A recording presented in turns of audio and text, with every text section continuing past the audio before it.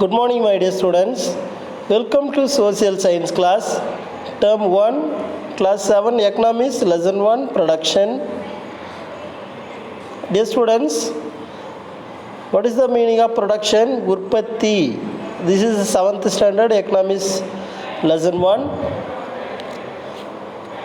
First of all, we are going to learn in these videos about the labor. உழைப்பு அல்லது உழைப்பாளர்கள். Labor is the human input into the production process. உற்பத்தி பாதையில் உழைப்பு என்பது மனித இடுபொருள். So இந்த உற்பத்தி பாதையில் மனிதனுடைய உழைப்பு என்பது மனிதனுடைய இடுபொருள் என்று வர்ணிக்கப்படுகிறது. So Alfred Marshall define labourers.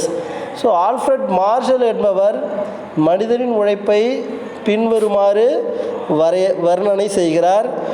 The use of body or mind, the use of body or mind, partly or fully, with a view to secure an income apart from the pleasure derived from the word.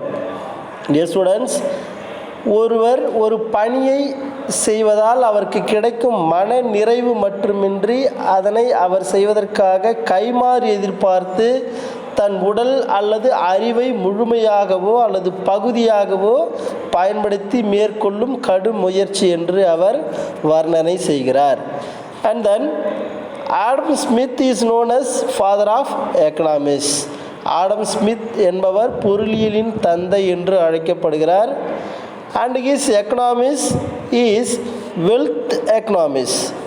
அவருடைய கோட்பாடுகள் செல்வத்தை அடிப்படையாக கொண்ட இலக்கண முறைகளை கொண்டது. ஒரு செல்வம், இந்த வெல்த் அப்படின்னு சொன்னால் செல்வம், இந்த செல்வத்தை அடிப்படையாக கொண்ட இலக்கண முறைகளாக காணப்படுகிறது. So first he wrote 2 classic works. அதாவது இவர் இந்த செல்வத்தை அடிப்படையாக கொண்டு 2 விதமான புத்தகங்களை எழுதியிருந்தார். First The Theory of Moral Sentiment. The Theory of Moral Sentiment, 1759, and an Enquiry into the Nature and Causes of the Wealth of Nations. So 2 புத்தகங்களை எழுதியிருந்தார் அப்படின்னு சொன்னேன் இல்லையா. ஃபர்ஸ்ட் ஒன் நன்னெறி கருத்து உணர்வு கொள்கை. The Theory of Moral Sentiments, நன்னெறி கருத்து உணர்வு கொள்கை, 1759, and an Enquiry into the Nature and Causes of the Wealth of Nations. இன்னொன்று, அதாவது நாடுகளின் செல்வமும் அவற்றை உருவாக்குகின்ற காரணிகளும் ஓர் ஆய்வு என்பது 1776 அவருடைய 2 விதமான படைப்புகள் ஆகும். Characteristics of labour. Characteristics of labour, அதாவது உழைப்பின் சிறப்பு இயல்புகள். So labour is more perishable.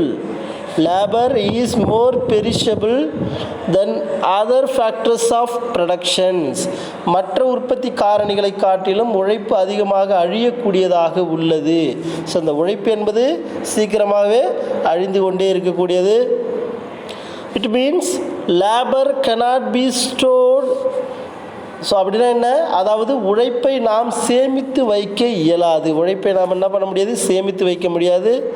The labor of an unemployed worker, the labor of an unemployed worker is not lost forever for the day when he does not work. அதாவது என்ன? அவர் வேலையில்லாத தொழிலாளியின் உழைப்பானது அவர் வேலை செய்யாத நாட்களில் அவருடைய வேலையை இழக்க நேரிடுகிறது. So and then labor can neither be postponed nor accumulated for the next day. It will perish once time is lost. It is lost forever. அதாவது அவர் உழைப்பை திரட்ட முடியாது, அடுத்தடுத்த நாள் தள்ளி போட முடியாது. அதனை ஒரு முறை இழந்தால் மீண்டும் அது அவருக்கு கிடைக்காது. உழைத்தால் அந்த உழைப்பு முடிந்துவிடும். மறுநாள் நாம் சேமித்து வைத்து உழைக்க வேண்டும் என்ற நிலை கிடையாது. Labour is a more perishable than the other factors of production. Labor is an active factor of productions. இந்த உற்பத்தியில் உழைப்பு என்பது ஒரு செயற்படு காரணியாக இருக்கிறது. Neither land nor capital can yield much without labor. அதில் இருக்கக்கூடிய நிலமாக இருக்கட்டும் அல்லது மூலதனமாக இருக்கட்டும், உழைப்பு இல்லாமல் அதிக உற்பத்தியை நாம் அளிக்க முடியாது. And then labor is not homogeneous.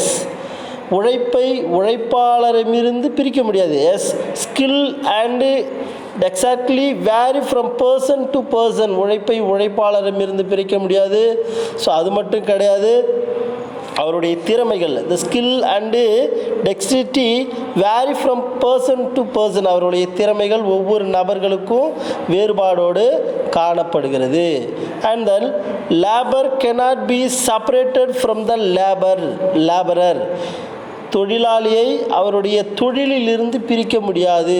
தொழிலாளியை அவருடைய திறமை, அவருடைய தொழில், அவருடைய உழைப்பிலிருந்து நாம் அவரை தனியாக பிரித்து காட்ட முடியாது. உழைப்பை உழைப்பாளரிடமிருந்து பிரிக்க முடியாது.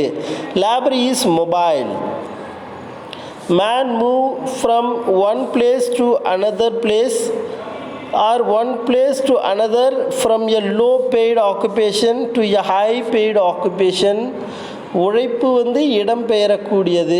குறைந்த ஊதியம் பெறுவதை காட்டிலும் அதிக ஊதியம் பெற வேண்டும் என்பதற்காக மனிதன் ஒரு இடத்திலிருந்து மற்றொரு இடத்திற்கு இடம்பெயர்கிறார்கள். Yes, the man moves from one place to another from low paid occupation to a high paid occupation. அதிக வருமானம் கிடைக்க வேண்டும் என்பதற்காக ஒரு இடத்திலிருந்து மனிதன் இன்னொரு இடத்திற்கு நகர்கிறான். Yes, and then individual labor has only limited bargaining. Individual labor has only limited bargaining power.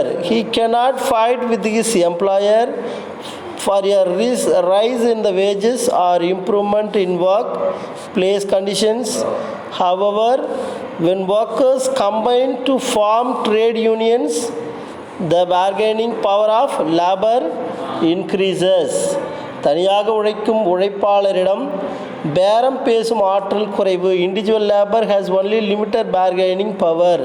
தனியாக உழைக்கும் உழைப்பாளர் அவருக்கு பேரம் பேசக்கூடிய ஆற்றல் குறைவாக இருக்கும். தமக்கு வேலை அளித்தவரிடம் தம் உழைப்பை அதற்கான கூலியை உயர்த்த வேண்டுமென்றோ பணிபுரியும் இடத்தை மேம்படுத்த வேண்டுமென்றோ போராட முடியாது. He cannot fight with his employer for a rise in the wages and improvement in workplaces.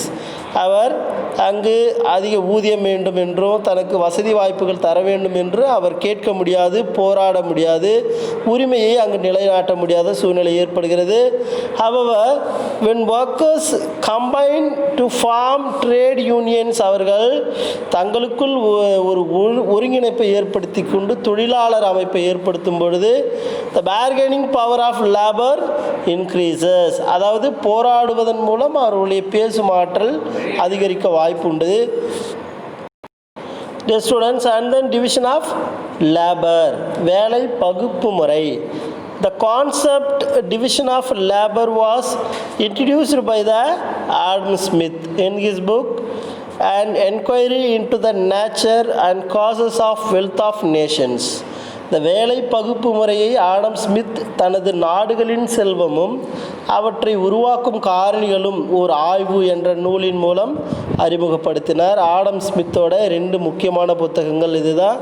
So என்ன, and enquiry into the nature and causes of wealth of nations. And then division of labour. டிவிஷன் of லேபர் மீன்ஸ், அதாவது வேலை பகுப்பு முறை என்பது dividing the process of production into distinct and several components process and assigning each component in the hands of labor or a set of laborers who are specialized in that particular process. ஒரு உற்பத்தியை நன்கு வரையறை அல்லது வரையறுக்கப்பட்ட வெவ்வேறு உட்பிரிவுகளாக நாம் என்ன பண்ணுறோம், பிரிக்கிறோம். ஸோ பிரித்த ஒவ்வொரு பிரிவையும் ஒவ்வொரு தனிப்பட்ட உழைப்பாளரிடம் நாம் ஒப்படைத்து அங்கு வேலையை வாங்கி கொள்வது, அதுதான் டிவிஷன் ஆஃப் லேபர் அல்லது வேலை பகுப்பு முறை என்று அழைக்கப்படுகிறது. ஸோ அதாவது என்ன, பல்வேறு காலகட்டங்களில் ஒரே தொழிலாளி ஒரு தொழிலில் ஈடுபடாமல் அவற்றை பிரித்து கொண்டு ஒவ்வொரு கட்டப்பணியையும் ஒரு தொழிலாளி மேற்கொள்ள வேண்டும். இதுதான் ஒரு முக்கியமான ஒரு concept, the division of labour. And then examples for the division of labour.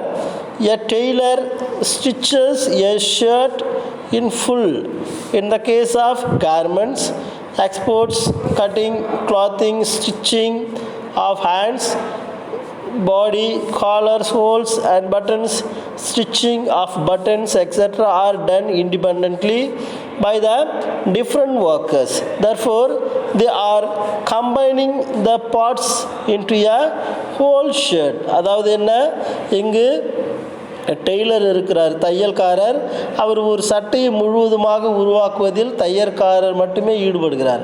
ஆனால் அதில் இருக்கக்கூடிய ஆயத்த ஆடைகள் மொத்தத்தையும் அவர் முதல்ல துணிகளை கட் பண்ணுறது, அதாவது அந்த ஷர்ட்டை துண்டாக்குறது. ஸோ அதுக்கு பிறகு என்ன பண்ணுறது, அந்த துணிகளை தைக்கிறது. அதன் பிறகு அந்த கழுத்து பகுதிகளை இணைத்தல், அந்த பட்டன்ஸ் இருக்குதில்ல, பொத்தான், அந்த பொத்தான்களை இணைத்தல் போன்ற பல்வேறு விதமான உழைப்புகளை ஈடுபடுகிறார். அவர் ஒவ்வொரு உழைப்பிற்கும் ஒவ்வொரு தனி நபரை ஈடுபடுத்துகிறார். This are the division of labour and process of the division of labour. And then merits of division of labor. Merits of division of labor. வேலை பகுப்பு முறையின் நன்மைகள். It improves efficiency of labor when labor repeats doing the same task. உழைப்பாளி ஒருவர் ஒரே வேலையை மீண்டும் மீண்டும் செய்வதனால் அந்த வேலையில் திறமையுடையவராக ஆகிறார். Facilities, the use of machinery. Facilities, the use of machinery in production resulting in invention. Example, Morse telegraphic codes. Morse telegraphic codes. அதாவது என்ன, நவீன இயந்திரங்களை உற்பத்தியில் அதிகமாக ஈடுபடுத்துவதற்கு இது வழிவகுக்கிறது. ஸோ கம்பியில்லா தந்தி கண்டுபிடிப்பு வந்து ஒரு மிகச்சிறந்த உதாரணம். Time and materials are put to the best and most efficient use. காலமும் மூலப்பொருட்களும் மிக திறமையாக பயன்படுத்தப்படுகிறது. And then demerits of division of labor. வேலை பகுப்பு முறையின் தீமைகள். Repetition of the same task, மீண்டும் அதே வேலையை நாம் அவர்களிடம் ஒப்படைக்கும் பொழுது அவர் என்ன ஆகிறாரு அப்படின்னு சொன்னால், ஒரு monotonous same task, labour to feel that work is monotonous and stale it kills the humanity in him. மனிதாபிமானத்தை இது குலைக்கிறது. ஸோ அது மட்டும் கிடையாது, அதே வேலையை மீண்டும் மீண்டும் திரும்ப அவர்கிட்டே ஒப்படைக்கிறதுனால அவருக்கு மனிதத்தன்மையற்ற ஒரு நிலை ஏற்படுகிறது. Narrow specialisation reduces the possibility of labour to find alternative avenues of employment. This result in increased unemployment. ஒரு பகுதியினை அல்லது ஒரு பகுதி பணியினை மட்டும் ஒரு தொழிலாளி மேற்கொள்வதால் அவர் குறுகிய தேர்ச்சியை மட்டுமே பெறுகிறார். இதனால் வேலை வாய்ப்பை பெருகும் நிலை உருவாகிறது. And then reduce the growth of handicraft. And the worker loses the satisfaction of having made a commodity in full. அதாவது கைவினை பொருட்கள்லாம் நிறைய இருக்குது. ஸோ அது வந்து வளர்ச்சியை பாதிப்படைய செய்கிறது. ஒரு பொருளினை ஒரு தொழிலாளி முழுவதுமாக உருவாக்கிய மன நிறைவினை இங்கு பெற முடியாது. Thank you for watching this video and have a great day.